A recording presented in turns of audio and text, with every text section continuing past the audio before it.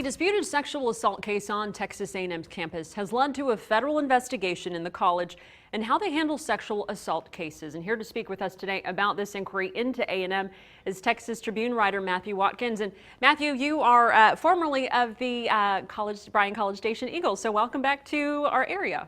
Thank you. It's good to be back. Well, this is an interesting story and really one of those stories that really highlights the position that everyone, that it's not an easy and clear-cut solution for everyone. It seems like for universities especially, this is a tough time. They're really trying to enforce and make sure they take care of these sexual assault victims, but there's a fine line between taking care of them and maybe going a little bit too far. And you really look into that in this great article that you put together for the Tribune. But it does seem that there's no easy solution again. That's right. So this all started, universities have always, been concerned about the safety of their students, but this debate about sexual assault on campus has really picked up in the last few years. The Obama administration told universities a few years ago that they need to take a proactive effort to investigate claims of sexual assault, even if the police are involved or even if the police are not involved. And so it's fallen on the schools to kind of take their own investigations, but that can be difficult for a lot of different reasons. The main one being that, a lot of these people that are in charge of these investigations are not law enforcement officials.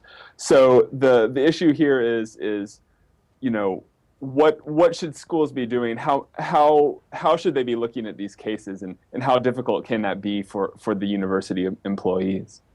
And in this specific situation, it seems, and again, based on reading what the people involved told you, that the male and female saw these from a completely different perspective, that no one said, yeah, I tried to take advantage of her. And this gentleman seems to be asking for the federal government to get involved in this, again, just as my understanding, so that maybe there is a better way to tackle this or try to address these issues. That's right. Well, it's difficult. So the reason that the Obama administration, the federal government, urged schools to get involved is because there are really very high rates of sexual assaults on campus. And so what the Obama administration said was that universities need to investigate this, and if they determine that it's more likely than not that a student was assaulted, then the student who committed that assault needs to be, punished in some way. I think steps need to be taken in order to protect that student. But as this case shows, those investigations can be very difficult. The universities don't have access to forensic evidence, for instance, and a lot of it ends up being a he said, she said situation.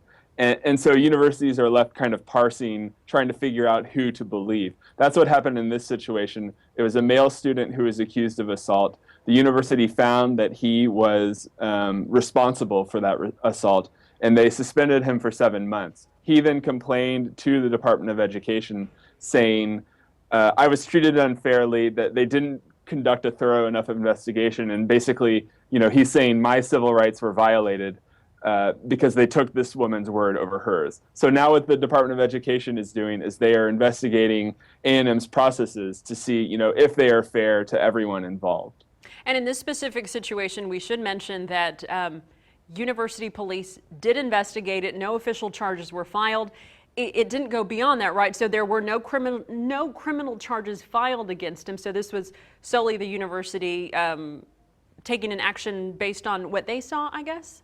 That's correct. But as I said earlier, the burden of proof is lower for universities than it is for the criminal justice system. In the criminal justice system, in order to be convicted, you have to be found beyond a reasonable doubt to have committed the crime. For universities, it's a preponderance of the evidence, basically more likely than not that a crime occurred. So just because you weren't arrested, that's not necessarily a proper defense.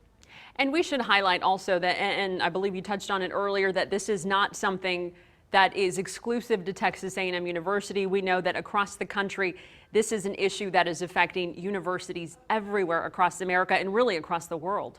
That's right. The Department of Education has opened up investigations into 3 schools in Texas this year, the other 2 being the University of Houston and Trinity University in San Antonio. And you actually, going back to the burden of proof, you were a court reporter here, so you've got that. Is it, and without asking specifically what your opinion is necessarily, but you seem to have a good background in terms of the courtroom versus what Title IX says, because in going back to it, one of the things that you state in your article is that in that burden of proof that there doesn't have to be that beyond a reasonable doubt, which again I thought was very, very interesting. And I imagine it is to protect the victims because we don't want anybody to not be cared for. But on the other side of it, I could see the people being accused could say, well, that could get us in some tricky situations.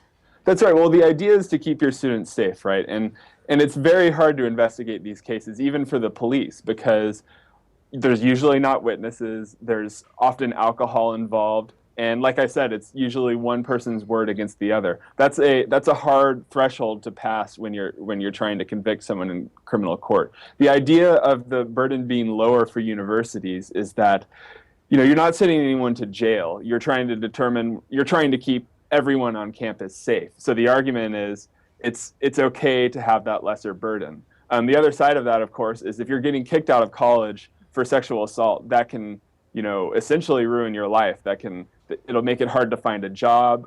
It's not going to be easy to get into another university if you've been kicked out, because the university thought you assaulted someone. So the kind of the other side of this is that, people who have been punished by universities in this situation would argue that, they would like to see a little bit more due process in the way these things are handled. Well, Matthew, we will certainly continue following the story, and we appreciate you joining us this afternoon. Thanks so much. Thank you. And we'll be right back.